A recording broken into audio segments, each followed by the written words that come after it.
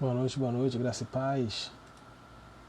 Vamos estar iniciando nossa live dessa tarde, nosso café com fé.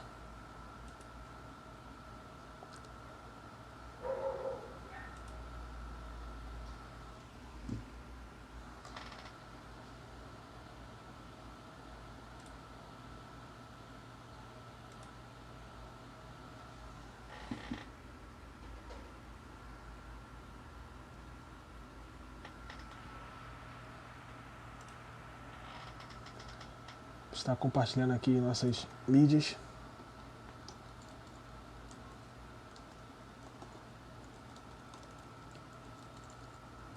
Bom, então que vamos estar dando início.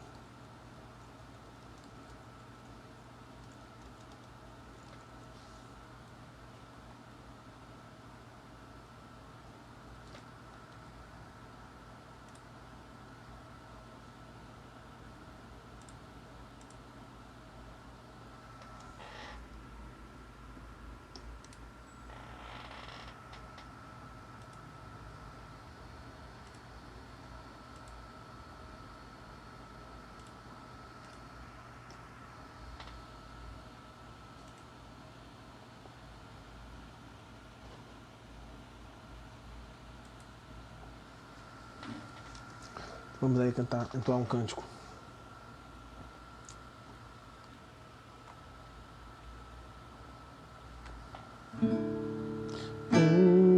Menino nasceu, como um filho se nos deu. Ele é o próprio Deus e vive em mim. Debaixo de suas asas eu me escondi. E seu nome? E o seu nome é maravilhoso. Glória ao príncipe da paz.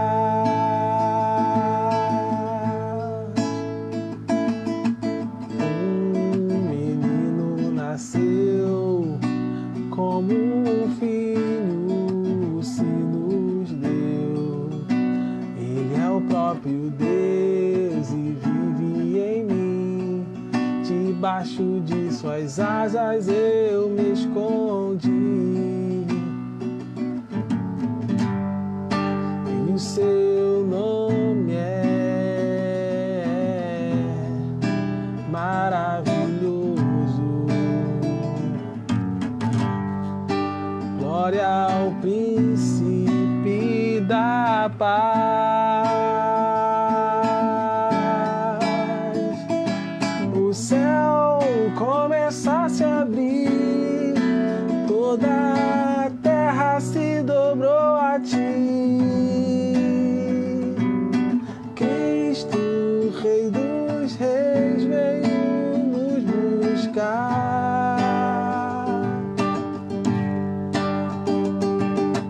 Leva-nos em tuas mãos pelas portas da cidade. Na Nova Jerusalém, tua noiva vai entrar.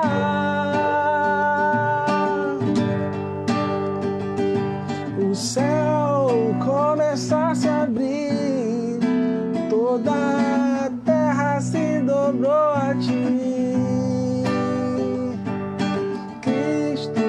Rei dos Reis veio nos buscar.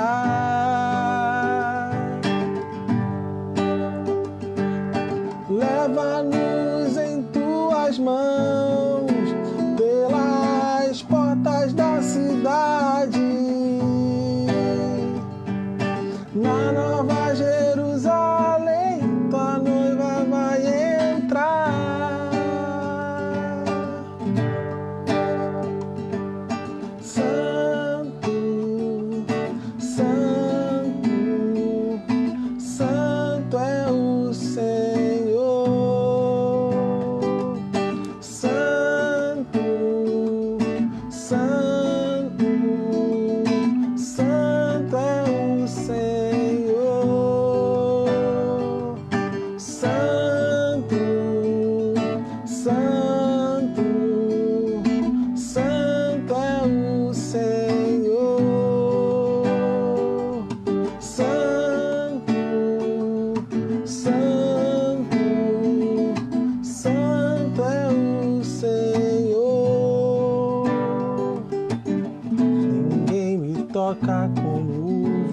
você. Ninguém me vê como você me vê. Faz brilhar teu rosto sobre mim.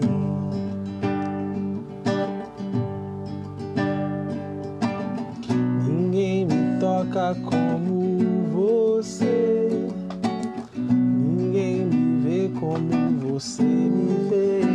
Faz brilhar teu rosto sobre mim.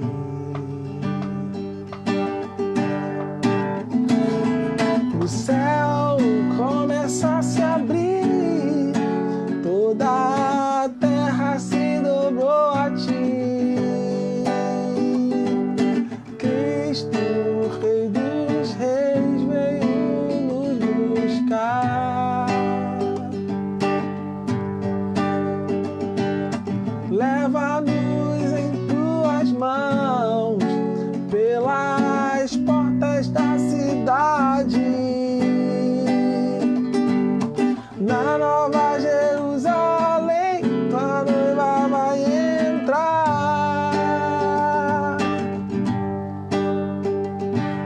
Na Nova Jerusalém, tua noiva vai entrar.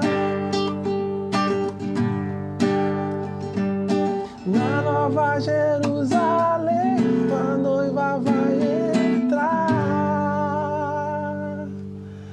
Amém. Glória a Deus. Vamos fazer a nossa leitura bíblica. Estamos em João, capítulo 10.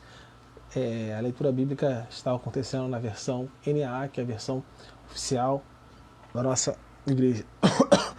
Nova Almeida atualizada. E diz assim a palavra de Deus: em verdade, lhes digo, quem não entra no curral das ovelhas pela porta, mas sobe por outro lugar, esse é ladrão e salteador.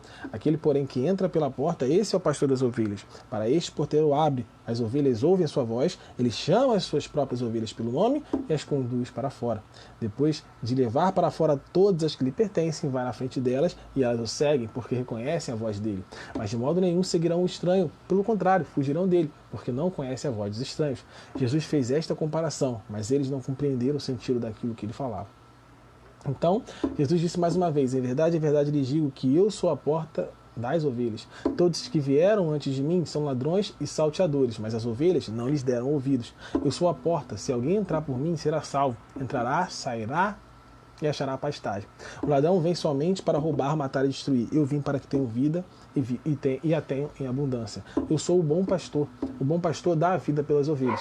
O mercenário, que não é pastor, a quem não pertence as ovelhas, vê o lobo chegando, abandona as ovelhas e foge. Então o lobo as arrebata e dispersa. O mercenário foge porque é mercenário e não se importa com as ovelhas. Eu sou o bom pastor, conheço as minhas ovelhas e elas me conhecem, assim como o Pai me conhece e eu conheço o Pai e dou a minha vida pelas ovelhas. Ainda tenho outras ovelhas, não deixe aprisco.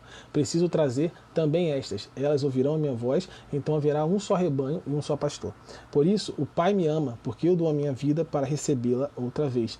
Ninguém tira a minha vida, pelo contrário, eu espontaneamente a dou. Tenho autoridade para entregá-la e também para reavê-la. Este mandato recebi de meu Pai. Por causa dessas palavras, houve nova divisão entre os judeus. Muitos deles diziam: ele tem demônio e enlouqueceu. Por que vocês ouvem o que ele diz? Outros diziam: este modo de falar não é de endemoniado. Será que o demônio pode abrir os olhos aos cegos? Celebrava-se em Jerusalém a festa de dedicação, era inverno. Jesus passeava no templo, no pórtico de Salomão.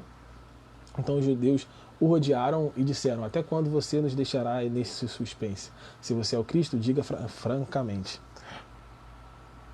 Jesus respondeu: já falei, mas vocês não acreditam. As obras que eu faço em nome do meu Pai dão testemunho de mim. Mas vocês não creem, porque não são das minhas ovelhas. As minhas ovelhas ouvem a minha voz, eu as conheço e elas me seguem. Eu lhes dou a vida eterna, jamais perecerão e ninguém as arrebatará da minha mão. Aquilo que meu Pai me deu é maior do que tudo, e da mão do Pai ninguém pode arrebatar. Eu e o Pai somos um. Os judeus mais uma vez pegaram pedras com a intenção de apedrejá-lo, mas Jesus lhes disse: tenho mostrado a vocês muitas obras boas da parte do Pai. Por qual delas querem me apedrejar? Os judeus responderam: não é por obra boa que queremos apedrejá-lo, e sim por causa da blasfêmia, pois, sendo você apenas um homem, está se fazendo de Deus.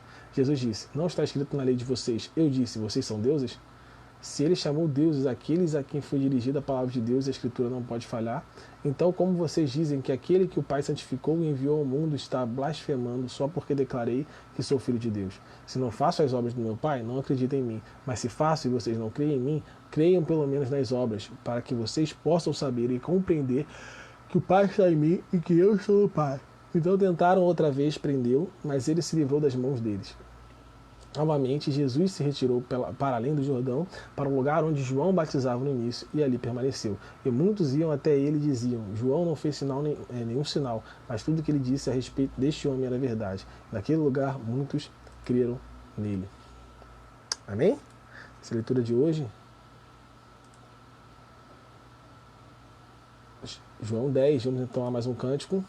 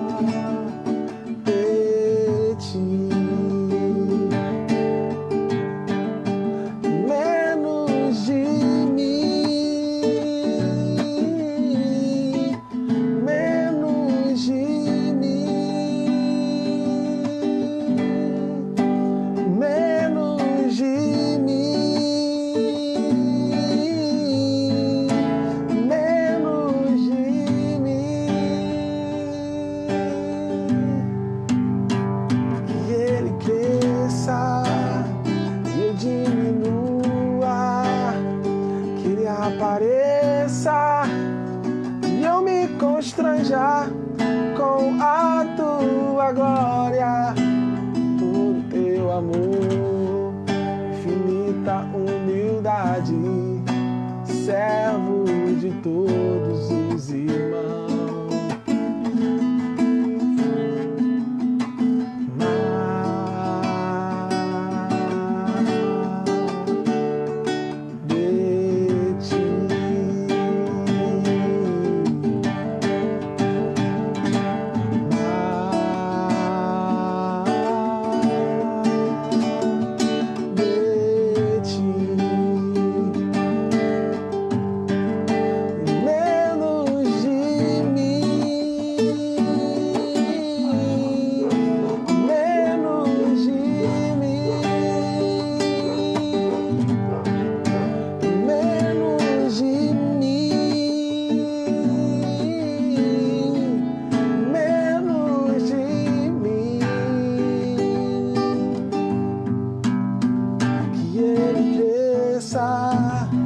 Que eu diminua, que ele apareça e eu me constranja com a sua glória, todo seu amor, infinita humildade, servo de todos os irmãos. Que ele cresça e eu diminua, que ele apareça e eu me constranja com a sua glória, todo seu amor, infinita humildade, servo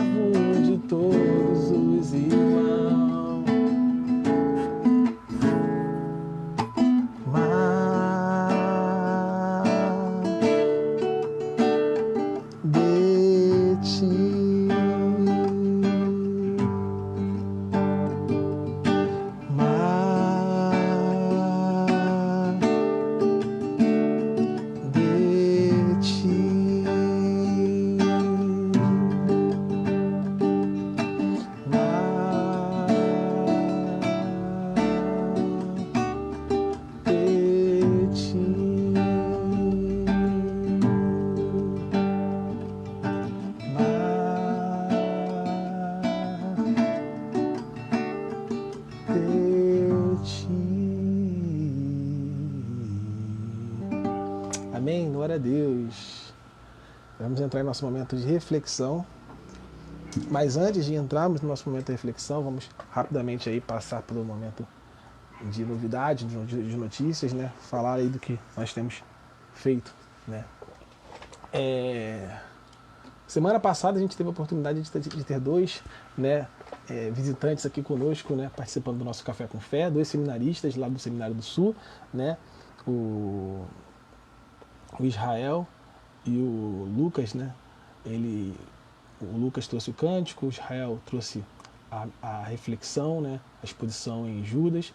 Semana que vem temos outro visitante, um amigo meu, seminarista da Unigran Rio, né, faz seminário na Unigran Rio, né, o nome dele é Felipe. Ele vai estar falando aí sobre um livro que ele está lendo, muito bom também, muito interessante, né? Então ele vai ser o nosso convidado da semana que vem, né? Essa semana não vai ter convidado, então eu vou compartilhar com vocês aí um pouco aí do que eu tenho estudado sobre como a matemática ela pode glorificar a Deus, né? Eu faço faculdade de matemática, para quem não sabe, e muitas pessoas, né, falam assim: ah, Thiago, o que tem a ver matemática com teologia? Não tem nada a ver. Tem, né? E eu vou falar um pouco sobre isso, né? De como todas as coisas glorificam a Deus, né? Isso é bíblico, né? Eu vou falar um pouco sobre isso, né, hoje. Mas antes de começar, quarta-feira, né, temos a nossa exposição de João, nosso culto coletivo noturno, e domingo à noite também temos a nossa exposição das parábolas de Jesus com o nosso pastor, né? Então fique ligado nas atividades da Igreja Batista Central de Duque de Caxias, tá bom? Participe, né? Que com certeza você será abençoado. Então vamos para a nossa reflexão, vai ser breve reflexão. O título da reflexão é um pouco assustador, né? Eu não conheço tal, mas pode ficar tranquilo, que eu vou buscar explicar da melhor forma possível, né? Depois, se qualquer dúvida também, se quiser perguntar, pode ficar à vontade aí, usar os comentários aí, que eu procuro ajudar, né? O título da nossa reflexão de hoje é Matemática, Paradoxo de Zenão e Deus, tá bom? Eu vou explicar aí durante a nossa reflexão por que esse título, tá?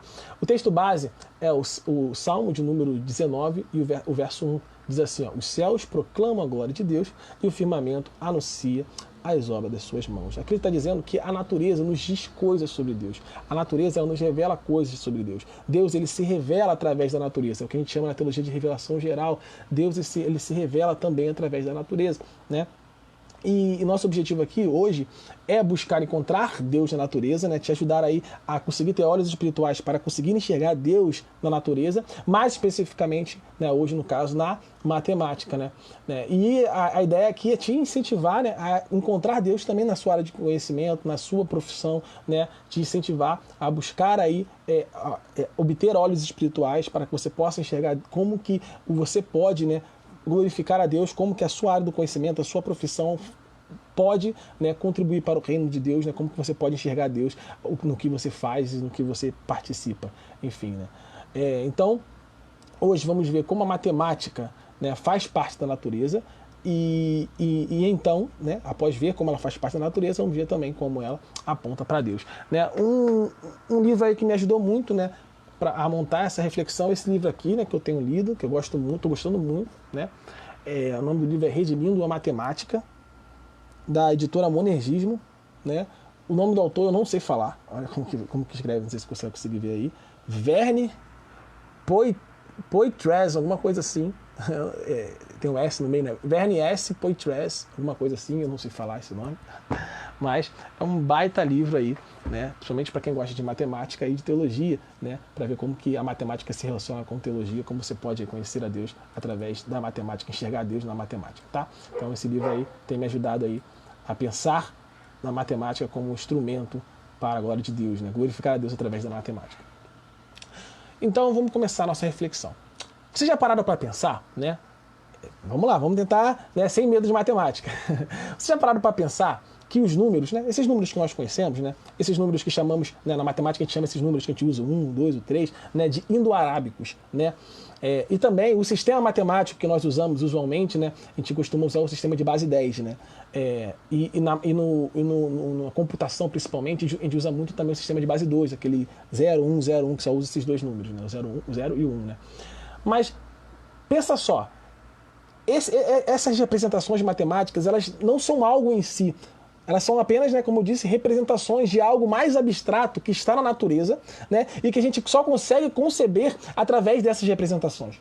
Como assim? Vou tentar explicar. Pensa comigo, né? O número 10, né? O número 10, 1 e o 0, né? Na base 10, né? É um número escrito no sistema de base 10, né? Mas no sistema de base 2, né? Nesse sistema que eu falei, que é muito usual na computação, né? O que a gente entende como o número 10, né? No sistema de base 2, né? Esse mesmo número 10 do sistema de base 10, ele é 1010.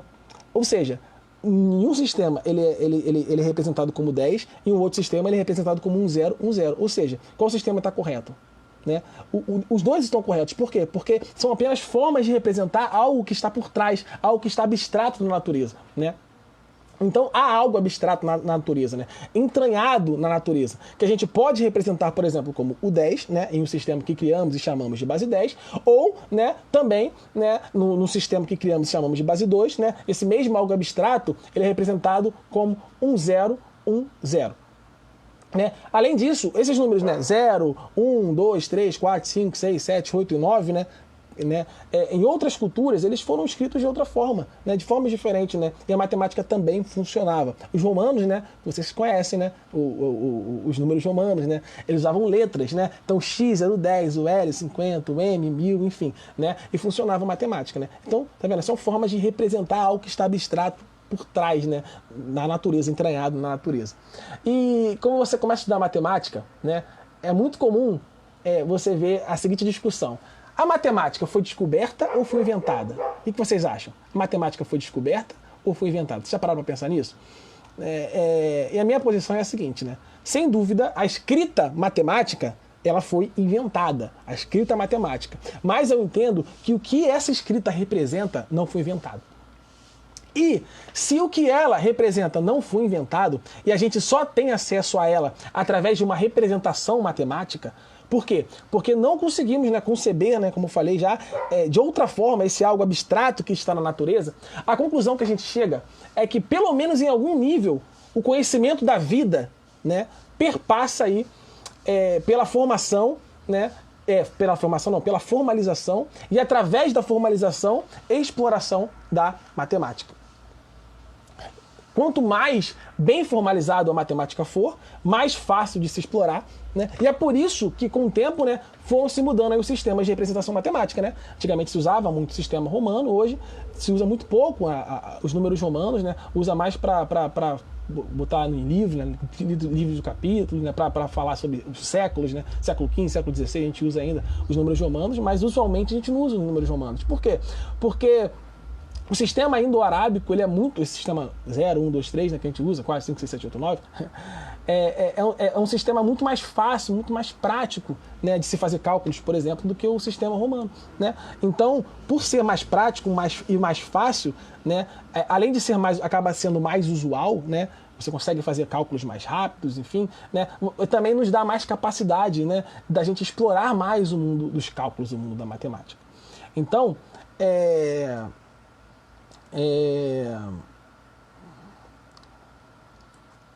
vamos continuar. Apesar de percebermos aqui, pela lógica, que o conhecimento da vida, né, perpassa em algum nível a matemática, como eu disse, o que nos parece, analisando agora mais empiricamente, olhando assim as experiências da vida mesmo, a gente olha para a vida assim, e o que nos parece, olhando para a vida, é que não só algum conhecimento perpassa a matemática, mas sim todo o conhecimento acerca da vida perpassa em algum nível matemática. Né? Tenta imaginar, conceber qualquer ideia, né? Sem considerar o tempo medido, né? Relógio, as horas, né? Que é algo que norteia a nossa vida, o tempo. Né? Tudo que a gente faz é baseado no tempo. Né? O horário para o encontro de uma pessoa com outra, para se relacionar, para conhecer, para marcar alguma coisa, o horário da igreja, vamos cultuar, a gente marca um horário, tudo a gente usa o tempo, né? A duração de uma atividade, a gente usa esse tempo medido, né? O tempo de nossas vidas, né? Tudo que a gente planeja, é preciso a gente utilizar esse tempo medido, né? Que é algo feito pela representação matemática. Né? O tempo é algo que a gente tem acesso por causa da representação matemática. Outra coisa, tenta imaginar e conceber qualquer coisa sem ter como quantificar nada, né? Sem você poder quantificar objetos, sem você poder quantificar distâncias, enfim. Né? Então, tudo que a gente pensa, todas as nossas ideias, toda a nossa forma de ver a vida, né? Tudo que a gente concebe, perpassa aí esse conhecimento matemático. A gente pode não enxergar a matemática, mas ela está presente em todas as coisas. E se ela está presente em todas as coisas, ser limitado no conhecimento matemático significa também ser limitado no conhecimento da realidade. Agora, se a matemática nos leva ao conhecimento da realidade, será que ela nos diz algo sobre Deus? O que vocês acham? Será que a matemática nos diz algo sobre Deus? Quando eu falo que faço matemática, o pessoal fala, matemática, seminário, teologia, o que tem a ver? Será que não tem nada a ver mesmo ou será que tem coisas a ver? Né? E eu creio que sim, eu penso que tem tudo a ver. Né? Pensa comigo, a representação matemática, né, que é o que a gente estuda na escola, né, aponta para algo que está além dela mesma, né, revisando o que a gente conversou até agora. Né, algo abstrato que nós só podemos conceber através dessas representações. E o que isso significa? O que isso nos diz? Que o mundo não é só matéria, que há algo além da matéria. E mais, a verdade que está por trás da representação matemática, por exemplo, 2 mais 2 é igual a 4. 2 mais 2 é igual a 4 é verdade aqui, é verdade na China, é verdade em Marte, é verdade em outra galáxia, ou seja, é uma verdade universal. Ou seja, a matemática nos mostra que há uma verdade absoluta, uma verdade universal. E hoje o mundo fala que não existe verdade absoluta, mas existe, a matemática prova isso. E sabemos que a verdade é quem? É Deus. Deus, ele é a verdade. Olha só como a matemática nos revela uma verdade absoluta e universal. É também muito comum vermos presente nos pensamentos dos principais filósofos da história o entendimento de que a matemática ela está presente em todos os mundos possíveis, ou seja, ela não é contingente. O que é contingente? O que é uma coisa contingente? Nós somos contingentes. Contingentes são coisas que existem, mas poderiam não existir. Por exemplo, eu existo, mas se meu pai, por exemplo, não casasse com minha mãe, eu não existiria, por exemplo. Então, assim, eu existo, mas poderia não existir. Isso a gente chama de contingente na filosofia e na teologia também. Então a gente chama de contingente, um ser contingente. Mas o entendimento da maioria dos pensadores é que a matemática ela não é contingente, mas ela é necessária. Ou seja, ela existe em todos os mundos possíveis. Ainda que eu não existisse, a matemática continua existindo. Né? Independente das possibilidades de realidades que poderiam vir a existir, a matemática ela existe em todos os mundos possíveis. Né? Então a gente chama isso de necessário. Ela não é contingente, mas ela é necessária. E se isso é verdade, o que isso significa? Significa que há algo que transcende essa realidade. Olha só que interessante. A matemática nos revela que existe algo que transcende essa realidade. Além do mais, a verdade matemática, como vimos, está presente também em todas as coisas. A gente não viu isso? Que está presente em todas as coisas, está presente em todos os lugares? O que isso significa? Que essa verdade matemática ela é o quê? Ela é onipresente. Olha só que interessante, você consegue ver a característica de Deus na matemática? E por que isso acontece? Eu não estou falando que a matemática é Deus. A matemática não é Deus. Ela não pode ser Deus. Por que ela não pode ser Deus? Porque ela não é pessoal por si só. Né? No sentido de que ela não pode causar nada por si só. Você nunca vê uma matemática empurrando alguém, uma matemática criando nada. A matemática não cria nada, ela não é pessoal por si só. Mas ela tem essas características, né, que a gente vê em Deus. Por quê? Porque a matemática ela emana de Deus. E apesar da matemática ela não ser pessoal por si só, ela aponta para um ser pessoal. Sabe por quê? Porque ela tem caráter de lei. Você não pode deliberadamente agora decidir, mudei tudo, decidir que agora 2 mais 2 é igual a 5. Você não pode fazer isso. Por que 2 mais 2 nunca vai ser igual a 5? Porque isso não corresponde à realidade empírica. Quando eu falo empírico, estou falando de experiência, tá? Experiência dos 5 sentidos. Né? Você pega 2 maçãs e pega 2 maçãs, você vai ter 4 maçãs, necessariamente. Você não pode pegar 2 maçãs e 2 maçãs e virar 5 maçãs. Né? Ou seja, há uma lei transcendental que diz uma coisa abstrata, né, como eu disse, né, que traduzindo matematicamente, diz que 2 mais 2 é igual a 4. Ou seja, a matemática tem caráter de lei. E se a matemática tem caráter de lei, o que significa? Que há um legislador. E quem é o legislador? Deus é o legislador. Tá vendo como a matemática aponta para Deus? Tá vendo como a matemática pode glorificar a Deus? Tá vendo como a matemática é linda, gente? A matemática ela aponta para Deus, ela glorifica a Deus. A gente pode ver outras características ainda de Deus na matemática, provando que ela emana de Deus. Quer ver uma outra característica de Deus na matemática? A matemática ela é imutável. Olha só que interessante. A verdade matemática, como falamos, né? Como a gente falou anteriormente, a gente usou o exemplo de 2 mais 2 é igual a 4. Né? 2 mais 2 é igual a 4 era ontem, 2 mais 2 era igual a 4 ontem, 2 mais 2 vai ser igual a 4 hoje, e 2 mais 2 é igual a 4 amanhã. 2 mais 2 é igual a 4 em todos os tempos. Ou seja, é imutável, uma característica de Deus. A matemática emana de Deus, a matemática aponta para Deus, a matemática glorifica a Deus. Tá vendo como é lindo isso? Como o Salmo 19:1 vai dizer: os céus proclamam a glória de Deus e o firmamento anuncia as obras das suas mãos. A natureza aponta para Deus. E a matemática, como parte da natureza, também aponta para Deus. Amém? Até aí? Vamos continuar então.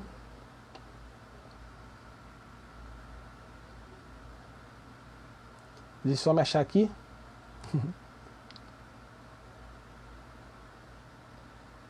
Me achei. A matemática, ela também nos permitiu, né, ter uma noção do infinito. Essa parte é um pouco complicada, então preste atenção, tá? Mas ela é muito interessante. Existe um filósofo no passado chamado Zenão de Eleia. Esse filósofo ele foi aluno de Parmênides. E ele, com o intuito de mostrar que os 5 sentidos nossos, né, eles não são tão confiáveis assim, ele apresentou alguns paradoxos. Ele ficou muito famoso por causa dos seus paradoxos, né? Ele falou de vários paradoxos, mas eu vou mostrar 2 para vocês. Eu já falei sobre paradoxo em um vídeo anterior, eu gosto muito de paradoxos, né? Eu gosto de paradoxos porque ela revela, né, inconsistência na nossa forma de ver a vida, como eu falei na nossa última live sobre paradoxos. E paradoxo é sempre difícil de entender, né? Um pouquinho assim, porque é um pouco confuso, então vou tentar falar bem devagarzinho. Quando eu dou estudos sobre, já dei alguns estudos sobre esse paradoxo, né? Porque ele traz algumas verdades muito interessantes, já dei estudo inclusive para os jovens da minha igreja sobre isso e tal. Geralmente eu faço desenho ou boto slide, fica mais fácil de você perceber o que eu estou falando, né? Mas como a gente não tô com esse recurso aqui hoje, eu vou só falar, então tenta prestar bastante atenção, vou falar bem devagarzinho, vou tentar explicar o melhor possível, né? Para ver se vocês conseguem entender, né? Então, o paradoxo mais famoso de Zenão de Eleia era o paradoxo de Aquiles e a tartaruga. E esse paradoxo diz o seguinte, né? Imagina que Aquiles, né? Aquiles, aquele famoso, né, do calcanhar e tal, ele vai apostar corrida com a tartaruga, né? Com uma tartaruga, né? E Aquiles, ele fala o seguinte, olha só, eu vou te dar uma vantagem, fala isso pra tartaruga, né? Vou deixar você começar um pouco na frente, tá bom? Mas aí, Zenão faz o seguinte questionamento, né? Tá começar a corrida. Aquiles e a tartaruga. Aquiles corre muito mais que a tartaruga. Então, naturalmente, a gente sabe que Aquiles vai ganhar facilmente, né? Só que olha só, que curioso, né? Começa a corrida. A tartaruga começa na frente e Aquiles atrás. Quando Aquiles, pensa comigo, ó, a tartaruga tá aqui na frente e Aquiles atrás. Quando Aquiles chegar onde que a tartaruga começou, a tartaruga já não vai estar mais aqui, ela vai estar um pouco mais na frente. Quando Aquiles voltar a correr e chegar onde a tartaruga, nesse segundo ponto que a tartaruga estava, ela já não vai estar mais aqui, ela vai estar um pouco mais à frente. Quando Aquiles chegar nesse novo ponto, a tartaruga já não vai estar aqui, vai estar um pouco mais na frente. Quando Aquiles chegar nesse ponto, a tartaruga não vai estar mais aqui, a tartaruga vai estar um pouco mais na frente. Você consegue perceber que isso vai acontecer infinitas vezes? E se isso acontece infinitas vezes, então como que é possível Aquiles ultrapassar a tartaruga? Apesar de que Aquiles ser mais rápido do que a tartaruga, como ele poderia alcançar a tartaruga? Se ele teria que antes chegar em um ponto que a tartaruga já passou infinitas vezes. Curioso, né? Interessante. Só que, na prática, Aquiles passa a tartaruga. Então, por que esse paradoxo parece fazer sentido? A gente vai chegar nesse ponto. Mas eu quero falar um segundo paradoxo, e a resposta desses 2 paradoxos, elas são a mesma, né? E esses paradoxos dele, né, nos traz essa ideia de infinito, né? E é muito interessante isso também. O segundo paradoxo é o da flecha. Imagina um arqueiro, né, que vai lançar uma flecha em direção a uma parede, né? Então imagina que tem uma parede aqui e eu lanço uma flecha daqui, né? Então lancei a flecha, né? Só que antes da flecha chegar na parede, ela tem que chegar na metade, correto? Não tem como ela sumir e aparecer aqui, né? Então ela vai vindo aqui, ó, chega na metade. Só que aí tá aqui, ó, a flecha tá aqui e a parede tá aqui. Agora a flecha vai continuar indo, só que antes de ela chegar, ela vai ter que chegar na metade da metade, né? Então vai ter que chegar nesse ponto. Beleza. Agora a flecha vai continuar indo. Só que antes de ela encostar na parede, ela vai ter que chegar na metade da metade da metade, né? Beleza. Só que antes de ela chegar, ela vai ter que chegar na metade da metade da metade, e depois mais na metade da metade da metade, e eu posso ficar nisso a vida toda. Ou seja, ela vai ter que passar por infinitas metades, né? Infinitos pontos antes de chegar na parede. Ou seja, se eu posso ficar a vida toda, ele vai ter que chegar na metade, na metade, na metade, na metade, na metade, na metade, e nunca toca a parede, como que ele poderia tocar na parede? Se isso vai acontecer infinitas vezes, isso, né? Como que a flecha poderia alcançar a parede? Curioso, né? Parece fazer sentido, mas na prática a flecha alcança a parede, né? Qual é a resposta então para o paradoxo de Zenão? O que o paradoxo de Zenão, né, nos revela sobre a realidade, né? Por que o nosso intuitivo parece, né, intuitivamente que isso faz sentido, né? Qual é o erro da nossa forma de enxergar a vida que esse paradoxo revela, né? E aí eu vou trazer duas respostas para esse paradoxo, tá? Uma é um pouco mais matemática, mas Fique tranquilo, não se assuste, tá? Eu acho interessante porque ela vai nos revelar uma coisa interessante também. E a segunda é um pouco mais aí teológica. Aí vai ser um pouco mais tranquilo também, de vocês entenderem. O primeiro problema que a gente vê no paradoxo de Zenão é que ele está pressupondo que a soma de infinitos números naturais, né, aqui no caso a distância, né, necessariamente dá infinito, quando isso não é necessariamente verdade, e a matemática ela prova isso, né? Eu não vou provar para vocês, senão vai virar uma aula de matemática, né? Só que o principal exemplo, para quem tiver curiosidade de pesquisar, é só começar a live que os cachorros começam a latir. Impressionante. O principal exemplo matemático, né, que prova o que eu estou falando é a soma dos infinitos termos de uma PG, né, que a gente chama de progressão geométrica. Quem aí fez ensino médio, do pré-vestibular, conhece. Cai no Enem. Né? A soma dos infinitos termos de uma PG, né, se você somar infinitos termos de uma PG, pode dar um número não infinito. Né? Então isso prova que não necessariamente a soma de infinitos termos, né, dá infinito. Né? E por que eu falei isso? Né? É uma resposta um pouco mais matemática, mas isso mostra que o rigor teórico, né, e aqui no caso estou falando da matemática, mas eu posso falar de qualquer rigor teórico, inclusive na teologia, né? A gente vive hoje numa sociedade que negligencia muito a teoria, né? Eu costumo falar, eu fiz até um texto sobre isso, não vou ler o texto aqui, eu botei no Facebook, de repente futuramente eu fale numa live, mas eu até fiz um texto sobre isso, falando que a prática é importante, mas a prática ela tem que estar ligada à teoria, né? Os dois são importantes, um complementa o outro, um ajuda o outro, né?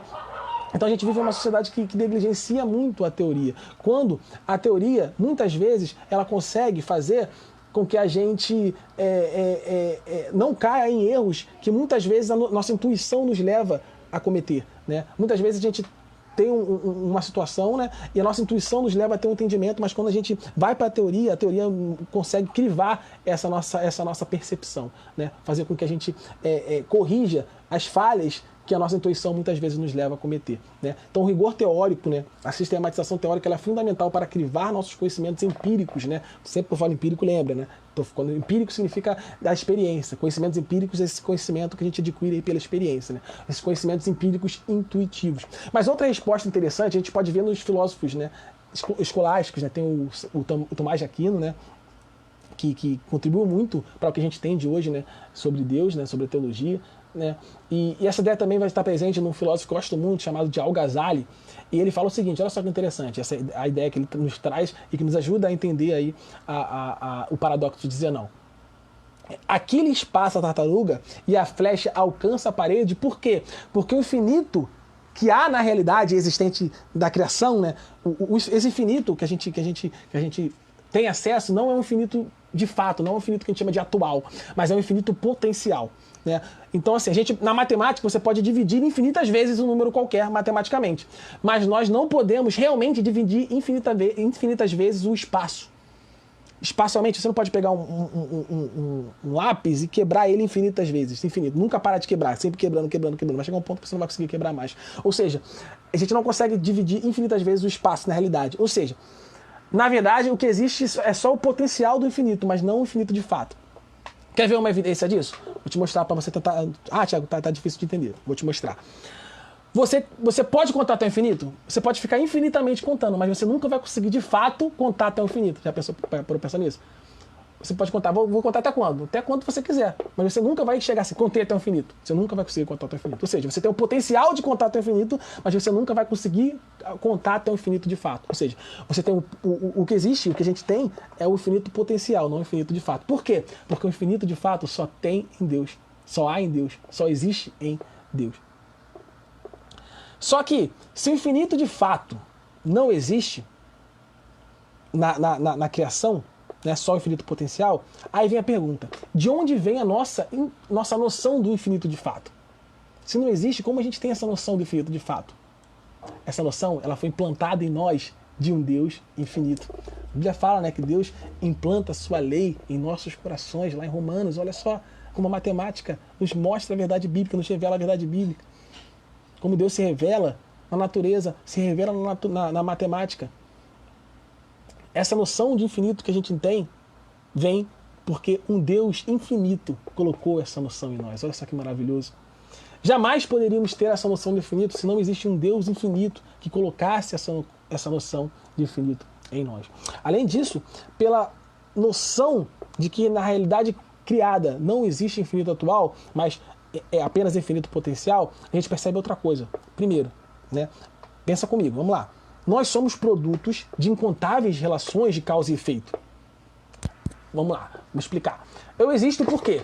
Porque um dia meu pai conheceu minha mãe. E por que meu pai conheceu minha mãe? Porque um dia eles resolveram morar, né, no mesmo município, né, e acabaram aí se conhecendo, porque, sei lá, eles resolveram ir no mesmo dia e hora para determinada festividade e lá se conheceram. Mas isso tudo aconteceu por quê? Porque um dia meu avô conheceu minha avó em uma situação aí totalmente específica, que também foi resultado de incontáveis variáveis. Olha só, quantas relações de causa e efeito que aconteceram antes de nós para que resultassem em nós. Tinha uma música que eu gostava muito na minha adolescência, que dizia assim, ó, complicada matemática que resultou em mim. Olha só que interessante, somos produtos de uma complexa e incontável relação de causa e efeito. Tem um filme muito famoso chamado Efeito Borboleta, que mostra, né, que como uma coisa no passado gera tantos e tantos e tantos e tantos consequências, né? Então, assim, foram várias coisas que geraram outras coisas, que gerou a gente, né? Muitas relações de causa e efeito. Mas essa relação de causa e efeito passada, né, que resultou em nós, ela não pode ser infinita. Por quê? Porque não existe infinito de fato, só infinito potencial. A gente fala assim, infinitas coisas aconteceram antes de nós para que surgíssemos, né? Só que infinito potencial, não infinito de fato. A gente não pode regredir infinitamente, né? E se essas relações de causa e efeito anteriormente a nós, que resultou em nós, não pode ser infinito de fato, o que isso significa? Que